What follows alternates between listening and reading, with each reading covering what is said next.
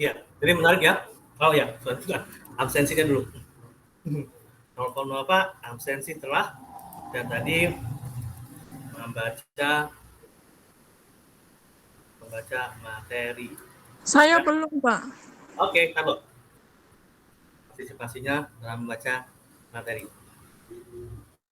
Nah, insya Allah berikutnya Saheri. Namun perlu saya sampaikan di sini ya, yang ini nih, saat ini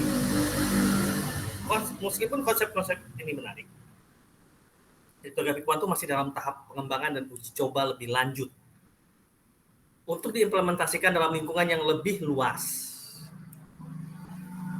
Nah, yang menarik rekan-rekan, saya ada artikel saya terima di email, itu adanya di Medium. Ini dia. Di Medium. Ini Medium kan apa? Kebetulan saya berlangganan di sini. Alhamdulillah ini apa? Pas banget aku dapat kayak gini. Judulnya kebaca nggak rekan-rekan? Kalau saya berbesar lagi ya kayaknya. Baca nggak ya? Kebaca Pak. Baca. Baca Pak. Ya, muka-muka baca ya. NASA just shut down quantum computer after something insane happened. Oh, pas banget ini. Kita lagi membahas tentang kriptografi kan, betul kan? Walaupun mungkin kita nggak tahu dia pakai si quantum komputer untuk apa gitu, ya kan? Karena kan quantum komputer salah satunya bisa dipakai untuk kriptografi gitu, tapi untuk hal yang lain juga itu berguna. Gitu. Tapi setidaknya di sini ada irisannya di mana? Di quantum komputernya. Dan ini kita bicara tentang suatu lembaga yang sudah cukup kredibilitasnya terkenal, yaitu NASA, gitu kan? Dan dia menggunakan quantum komputer, tapi kenapa dia shutdown? Berarti kan dia membatalkan atau mematikan. Setelah sesuatu terjadi, gitu. Wah, apa yang terjadi? Sehingga dia membatalkan si quantum komputer tersebut.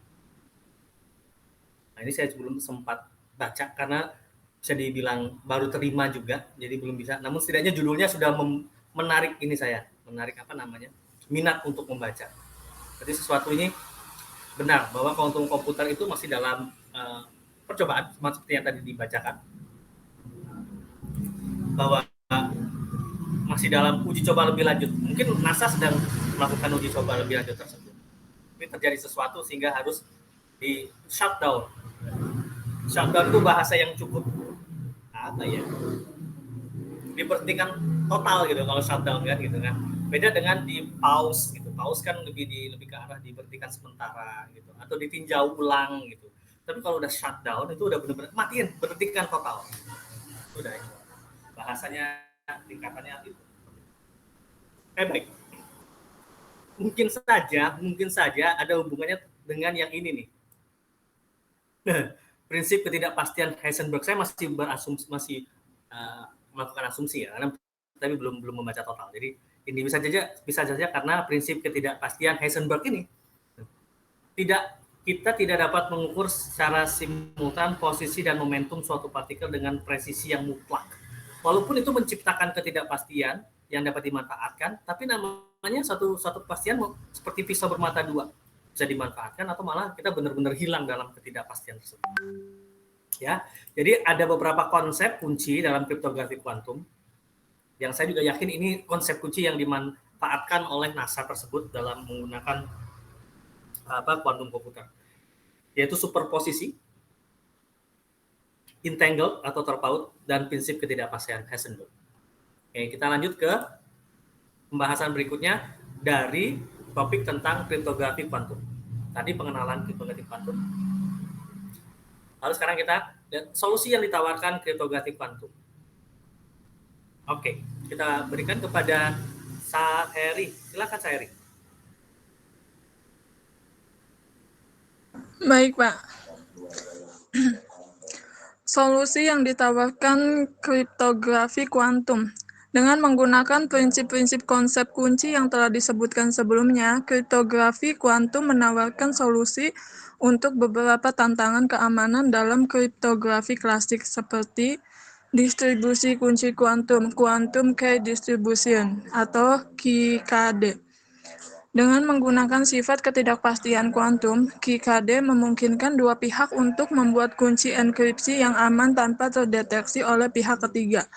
protokol QKD yang terkenal termasuk BBM92 atau Benefit Basal Mermin 1992 dan E91 Eckert 1991.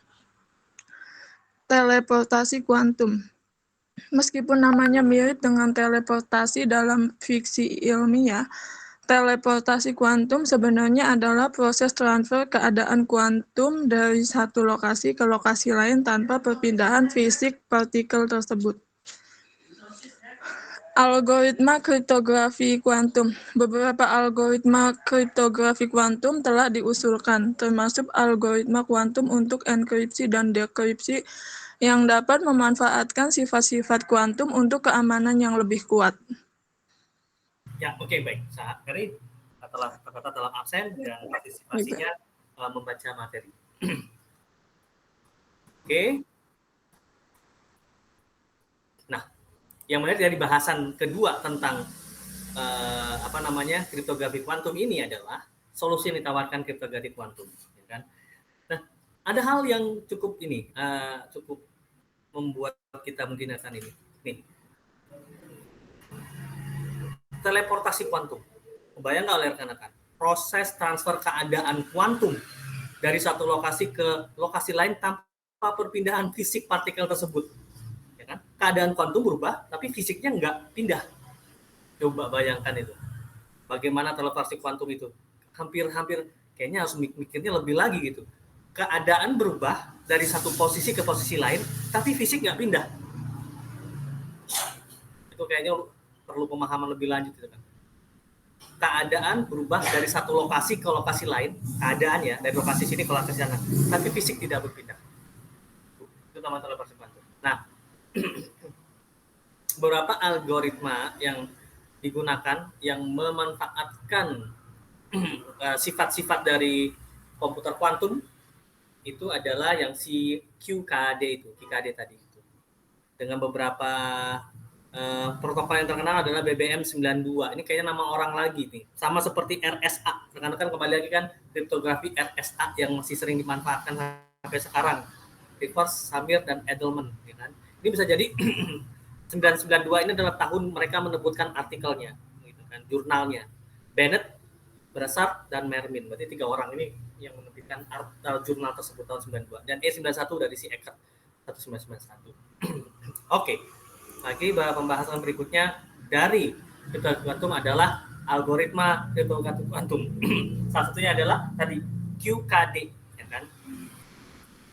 Dan BB84. Untuk yang ini bisa diberikan kepada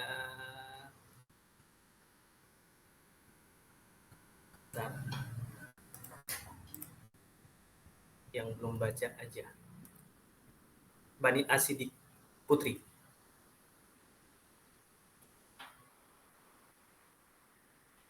Bani. Sebentar, Pak.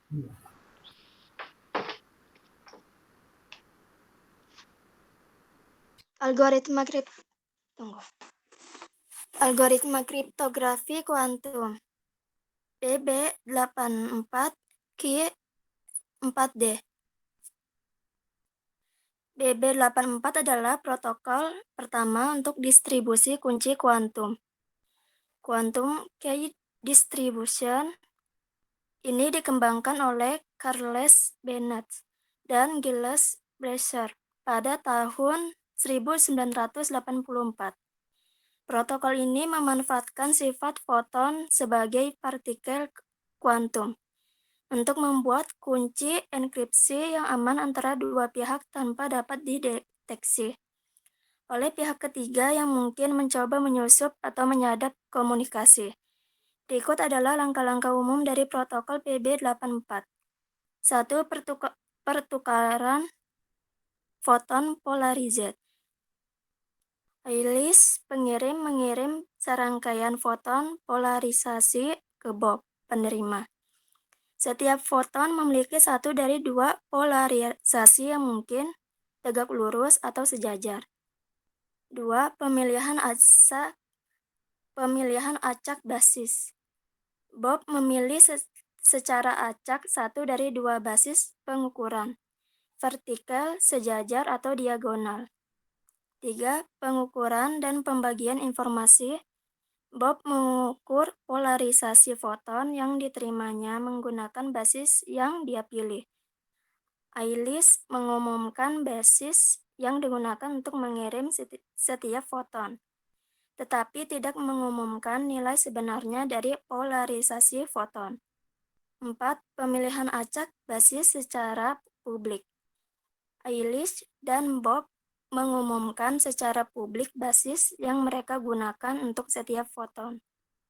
Mereka hanya menyimpan nilai foton yang dikirim dengan basis yang cocok dan membuang nilai foton yang dikirim dengan basis yang berbeda.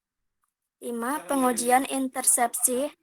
Ailis dan Bob membandingkan sejumlah kecil foton yang telah disaring berdasarkan basis yang cocok. Ini digunakan untuk mendeteksi adanya intersepsi oleh pihak ketiga. 6. Pembentukan kunci. Setelah memastikan tidak adanya intersepsi, Ailis dan Bob memiliki kunci enkripsi yang sama di posisi yang sesuai dari foton yang telah disaring. 7. Kunci yang aman. Kunci yang dihasilkan oleh Ailis dan Bob dapat digunakan untuk enkripsi dan dekripsi. Dekripsi aman karena sifat kuantum, memastikan bahwa intersepsi tidak dapat terjadi tanpa diketahui. Protokol BB84 menggunakan prinsip-prinsip kuantum, seperti sifat ketidakpastian kuantum, untuk menciptakan kunci enkripsi yang aman. Kunci tersebut dapat digunakan dalam protokol kriptografi klasik untuk mengamankan komunikasi antara Ailis dan Bob. Udah, Pak. Oke, Bani Asidik sudah masuk dalam absen dan tercatat partisipasi dalam membaca materi. Nah, yang menarik rekan-rekan adalah ketika kita tahu bahwa kriptografi kuno itu kan kayak Caesar Cipher dan yang melilit melilit kalimat ke dalam di batang silinder yang menggunakan asap gitu, segala macam yang kayak gitu, itu kan kuno ya. Lalu ada yang klasik kayak RSA, Rivers, Samir, dan Edelman gitu kan. Itu kalau Rivers, Samir, Edelman itu menggunakan FPB, faktorisasi untuk bilangan besar kan. Nah, menggunakan hitungan seperti itu dia. Nah, sedangkan kalau untuk kriptografi dengan kuantum, yang digunakan lagi bukan lagi faktorisasi bilangan besar, bukan lagi hitungan matematika, rumus matematika untuk faktorisasi bilangan besar. Yang digunakan sudah foton.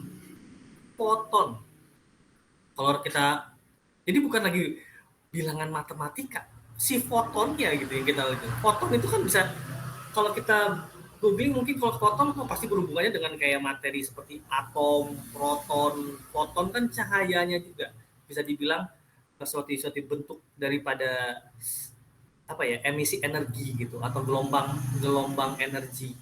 Nah, bukan lagi hitungan matematika lagi, ini makanya disebut dengan komputer kuantum karena yang digunakan adalah foton tadi gitu. Nah, inilah yang kenapa sangat merevolusioner dunia kita nanti ini. Kalau memang ini sudah bisa Allah izinkan manusia menguasainya, wah sangat luar biasa ini komputer kuantum ini. Oke, baik. Jadi yang digunakan dari komputer kuantum ini adalah foton yang dibacakan oleh Bani Asidik Putri. Nah, di mana setiap foton itu memiliki satu atau dua polarisasi yang mungkin tegak lurus atau sejajar. Ya, seperti itu. Ya, jadi minggu 10 ini kita membahas tentang kriptografi kuantum, di mana situ ada pengenalan kriptografi kuantum, ada yang menjadi konsep kuncinya ada 3, superposisi, entangled, dan prinsip ketidakpastian Heisenberg. Lalu ada solusi yang ditawarkan oleh kriptografi kuantum, yaitu QKD, yaitu distribusi kunci kuantum, lalu teleportasi kuantum, dan algoritma kriptografi kuantum yang secara umum digunakan. Dan kita bahas tentang algoritma kriptografi kuantum yang umum, yaitu Bennett dan Grasaf. Nah, di mana sebelumnya tadi ada Brandon Basar juga ada, BBS, tapi satu orang lagi, dan itu tahunnya lebih muda, bukan 1984 tapi 1991. Dan saya juga tadi menunjukkan artikel, salah satu artikel dari Medium bahwa NASA baru saja shutdown untuk memutuskan untuk mematikan kuantum komputer setelah terjadi sesuatu yang insane itu ya luar biasa, tapi dalam hal yang membingungkan, insane. Oke, baik. Saya ingatkan kembali bahwa ada tugas minggu ke-9 yang perlu rekan-rekan kerjakan. Ini, ya. Pakai aja mungkin RSA ataupun yang lainnya. Kalau kriptografi itu kita sempat bahas di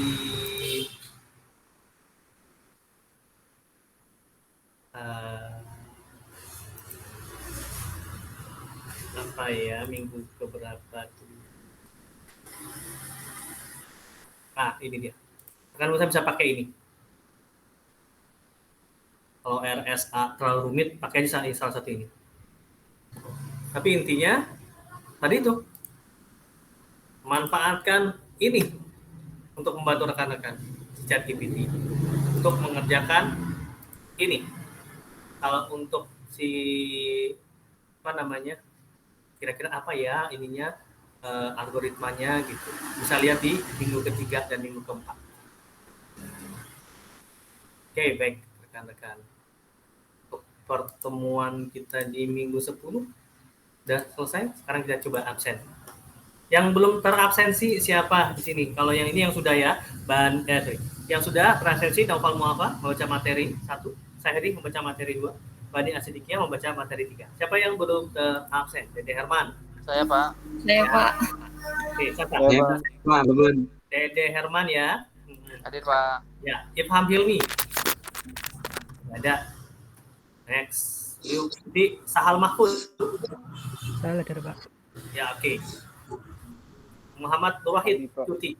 Oke. Muhammad Ali Hidayat juga nggak jelas, banyak sering nggak masuknya. Oke. Kurniasi ada tadi. Ada, Pak. Saya belum di absen. Hari kan udah tadi. Iya. Abi, Pak. Oke. Rizky Kusuma nggak ada. Muhammad Rashid Sidik. Hadir, Pak. Muhammad Rashid Sidik ada. Oke. Abdul Fahri. Hadir, Pak. Oh iya. Oke. Ya. Abi Amarullah. Hadir, Pak. Iya. Oke. Foni Febrianti. Foni ini dari minggu kemarin nggak hadir nih. Sehat kah? Ada yang tahu rekan-rekan? Nggak tahu ya. Poni ini udah 2 minggu nih nggak hadir. Kalau Rizky Kusuma atau Ervan Choice Victorio biasanya dia masuk, tapi setelah itu dia ngelas, jadi sibuk ngelas. Tapi setidaknya dia ini nggak hadir nih. Poni nih udah 2 minggu nih nggak ada kabarnya. Sehatkah? Gimana kah? Rutanya sempat ikut ya. Oke, baik rekan-rekan. Sudah cukup jelas untuk tugas minggu 9? Jelas, Pak. Siap ya, ini tugasnya. Ya, tugasnya manfaatkan ChatGPT kalau mau cari referensi tentang kira-kira apa sih algoritma yang mau dipakai, gitu kan? Silakan. Saya itu tulis tangan apa gimana, Pak? Iya, tulis tangan sama seperti UTS. Tolong ya, seperti UTS, tulis tangan. Tunggu. Ini cukup panjang. Gak usah deh, ketik aja deh, ketik. Karena ini cukup panjang. Ketik aja ya, ketik. Yang penting tulis nama. Tapi kalau ketik itu karena kelihatan banget copy paste-nya. Jadi saya nggak bisa ngelihat autentikasi dari rekan-rekan. Tulis tangan aja. Jadi tulis tangan, upayakan jangan banyak-banyak karena rekan-rekan juga ini, yang penting esensinya aja. Ya, tugas minggu 9, manfaatkan ChatGPT. Kalau mau cari referensi, lihat minggu 3 dan minggu 4. Itu ada tuh. Tentang algoritma, ada yang algoritma simetris dan asimetris, mau yang pakai yang mana gitu. Oke rekan-rekan? Baik, Pak. Bisa, apalagi udah ada alat bantunya ChatGPT, bisa rekan-rekan. Saya udah nunjukin, ini tugasnya. gunakan alat bantu ChatGPT untuk referensi minggu 3 dan minggu 4. Oke. Rekan-rekan itu minggu 9 dan itu tugasnya sampai tanggal 30 November. Tulis tangan, cantumkan nama, NIM, mata kuliah, dan tugas minggu 9. Ini namanya itu. Ini kuis minggu 9 ya. Atau apa? Kuis pertemuan 9. Ya, itu dia. Oke, rekan-rekan, udah baik pertemuan kita untuk kali ini. Kita cukupkan sekian. Terima kasih atas kehadiran dan partisipasinya. Yang benar datangnya dari Allah dan yang salah datangnya dari saya sebagai manusia. Terima kasih. Assalamualaikum warahmatullahi wabarakatuh. Waalaikumsalam warahmatullahi wabarakatuh. Terima kasih, Pak. Terima kasih, Pak. Rekan-rekan.